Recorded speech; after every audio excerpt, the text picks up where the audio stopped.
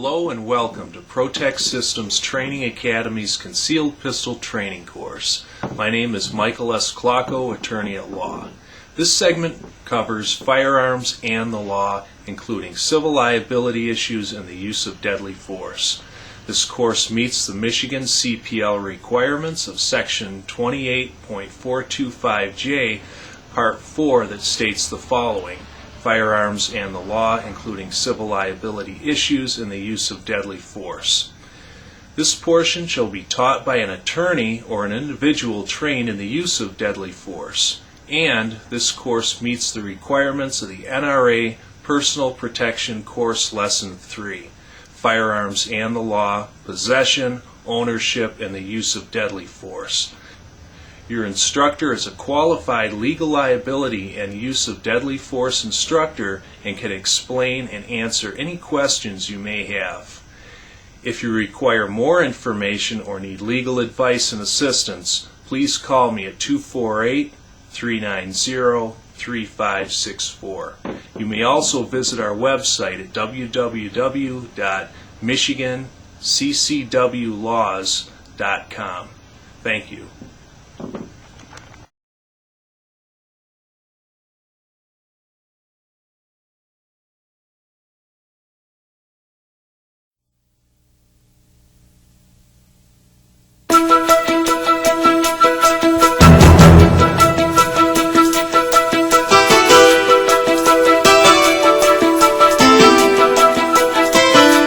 In December 2000, the Michigan legislature made significant changes to Michigan's concealed weapons law. Public Act 381 of 2000 changed the standards for issuing concealed pistol licenses from a discretionary issue standard to a more standardized issuing standard. This video will introduce you to some of the basic provisions of this law, including amendments that took effect July 1, 2003. County gun boards have historically had the authority to issue, deny, suspend, and revoke a concealed pistol license.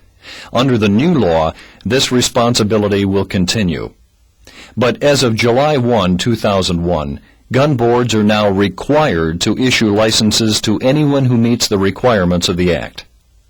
Some of the basic requirements include: the applicant must be 21 years of age or older, a citizen or resident alien of the United States and a resident of Michigan, successful completion of a pistol safety training course, never been convicted of a felony or certain misdemeanors or have felony charges pending, not subject to certain court orders, has never been involuntarily committed due to mental illness and does not have a diagnosed mental illness at the time of the application.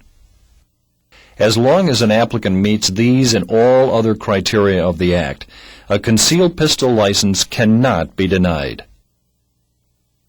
The first step in acquiring a concealed weapons permit is obtaining an application kit. Applications are available at all county clerk's offices and at any county or local police agency. A CCW application kit consists of an application form, written procedures to obtain a pistol permit, fingerprint card, and contact information for current pistol training facilities. You may also access an application form and other information through the Internet at www.michigan.gov/MSP. Though the application kit itself is free of charge, there is a fee for processing the application. Before you file your application with the county clerk, you must complete a certified pistol safety training course presented by a certified CCW firearms training instructor and obtain a certificate of completion. Please note that granting a certificate knowing the person did not complete the course successfully or submitting such a false certificate is a felony punishable by 4 years in prison and/or a $2,500 fine. Return the completed application to your county clerk's office, along with your pistol safety training certificate and a passport quality photograph. There you will sign the application under oath. You will receive a copy of Firearms Laws of Michigan and sign a document of acknowledgement. After filing your application and paying your application fee, you must be fingerprinted. Take your fingerprint card and a receipt from the county clerk indicating payment for your application fee to your local or county law enforcement agency. Your fingerprints will then be taken, and you'll be required to pay the appropriate fingerprinting fees. Your fingerprints will be forwarded to the Michigan State Police for processing. Once your county gun board receives the report from the state police, they will issue or deny a license within 45 days. The CCW license includes basic information about and a photograph of the license holder. Each license also has a unique number and is valid for 5 years. Temporary licenses valid for shorter lengths of time may also be issued under certain circumstances. The back of the license includes the license holder's signature. Once issued, your CCW license also serves as a permit to purchase a pistol, but you are still required to complete a pistol sales record form at the time of the purchase. Copies are available at the Michigan State Police website. There are certain requirements and restrictions a CCW license holder must be aware of. First, as a license holder, you are required to carry your CCW license whenever you are in possession of a concealed pistol. When stopped by a law enforcement officer, you should immediately disclose that you possess a concealed pistol on your person or in the vehicle. You are required to display your CCW license and a valid Michigan driver's license or state identification card when requested by a law enforcement officer. Violations of these requirements are state civil infractions, and a citation may be issued with fines ranging from $100 to $1,000. The weapon is also subject to immediate seizure. Whenever a police officer conducts a traffic stop of a motor vehicle and there's a pistol involved, the police officer is going to want to establish the circumstances surrounding the pistol for your safety as well as his. Here are a few things that you as a motorist can do to assist the officer during this traffic stop. First, keep your hands where the officer can see them, and if it's at night, turn on your vehicle's interior light. As a courtesy, tell the officer that you are in possession of a CCW holder's license, even if you do not have your pistol with you at the time. In certain circumstances, an officer may take temporary possession of your pistol to ensure his safety and yours. The pistol will be returned to you at the end of the traffic stop, providing there is no CCW violation. And finally, during the traffic stop, this is not the time to argue the constitutionality of the stop with the officer. The use of alcohol or a controlled substance while carrying a concealed pistol is a significant issue under this legislation. A CCW license holder may not carry a concealed pistol while under the influence of alcohol or a controlled substance, or while having any bodily alcohol content. Acceptance of a CCW license constitutes implied consent to a chemical test. If an officer has probable cause to believe a license holder is carrying in violation of the alcohol provision, they may require a chemical test of breath, blood, or urine. Bodily alcohol content of .02 to .07 is a civil infraction, and a citation may be issued. The officer may seize the pistol and release the subject if circumstances allow and it is safe to do so. The CCW license may also be subject to a 1-year suspension. A bodily alcohol content of .08 or above is a 93-day misdemeanor. The officer may seize the pistol and arrest the subject. The license may also be suspended or revoked. Any results of a chemical test or refusal to take a chemical test shall be reported to the gun board in the county that issued the license. A license holder with any bodily alcohol content is not in violation if the pistol is properly secured in the trunk or otherwise locked in a container and separated from the ammunition. The CCW law outlines specific areas where license holders shall not carry a concealed pistol. These pistol-free zones include schools or school property, An exception is allowed for parents or legal guardians while in their vehicles dropping off or picking up their children. Public or private daycare centers and private daycare centers. Sports arenas or stadiums. A licensed bar or tavern where the primary source of income is the sale of alcoholic liquor by the glass and consumed on the premises. Any property or facility owned or operated by a church, synagogue, mosque, temple, or other place of worship, unless allowed by the presiding official. Any entertainment facility that the individual knows or should know has a seating capacity of 2,500 or more. Any hospital. Any dormitory or classroom of a college or university. Any casino.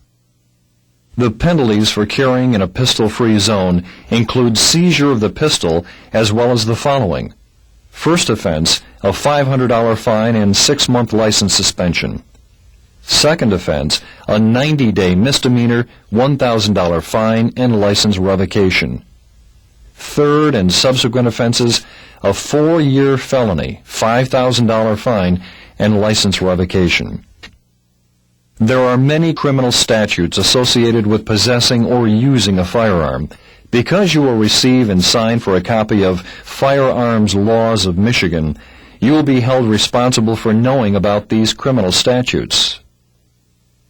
Some of these statutes include brandishing a firearm in public. This means to wave, shake, or exhibit a firearm in a menacing or challenging way, a 90-day misdemeanor. Felonious assault, which includes threatening someone with a dangerous weapon, a felony. Involuntary manslaughter, gross negligence with a pistol that causes the death of another. Murder, an assault where the suspect intended to kill the victim without justification. You may also be held criminally and civilly liable for any harm caused by a person less than 18 years of age, gaining unsupervised access to your unlawfully stored pistol.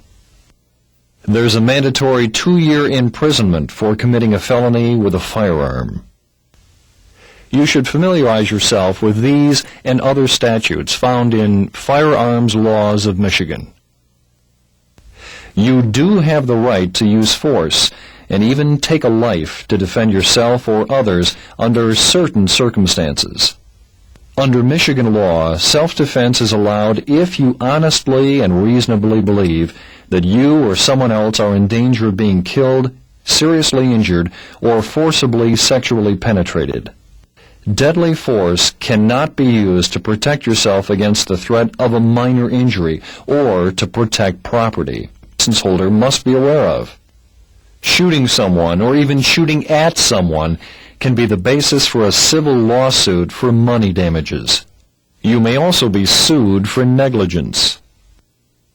If a pistol is used, even in self-defense, it is likely your insurance policy's exclusionary clause releases the company from indemnifying you and the legal costs of representation if you are sued. If you are involved in a shooting incident, immediately get medical help for anyone injured. Call 911 and give your exact location. Describe what happened. Describe yourself.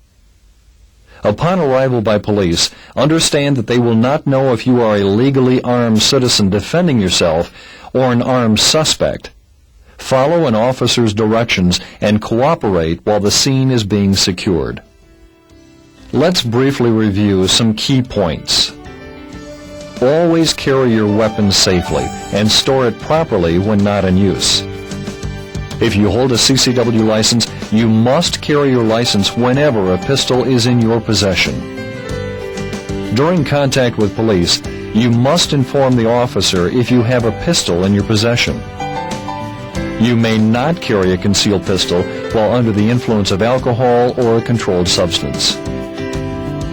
Carrying a concealed pistol in a pistol-free zone is prohibited.